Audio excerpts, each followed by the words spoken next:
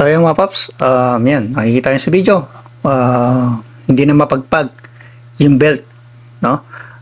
Ginawa ko dyan, nagpalit ako ng belt, no? Hindi ko na pinakita yung pagkakalas niyan, pagkakabit niyan. So, common naman na yun.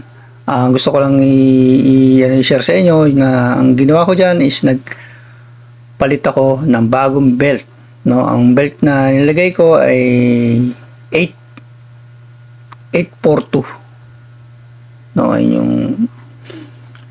okay. So yeah, nakikita nyo sa video, pinapagpagpagpag ko yung no, yung belt.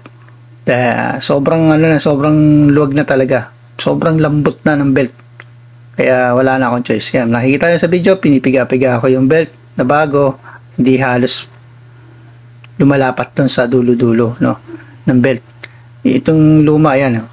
Pag pinisil ko yan na nakakabit, halos abot niya na yung yung dulo-dulo.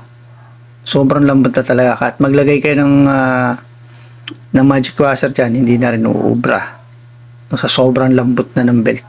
So isa yan sa mga senyales na kailangan na magpalit ng belt, dahil sa sobrang pagpag tumatama na sa crankcase yung belt, nagkakos ng ingay, no? Kita nyo naman nung pinaandar ko yung motor ko, nung nakakabit pa yung lumang belt, talagang apakaingay, di ba? So ayun yung naging diagnose ko sa motor ko. So itong video na to, no, na pinapakita rin na yan, na hindi lang naman yun nangyayari sa isang brand, so nangyayari yan sa lahat ng scooter. So yun lang mga paps, maraming salamat sa inyo. Ride safe lagi. Peace out, bye bye.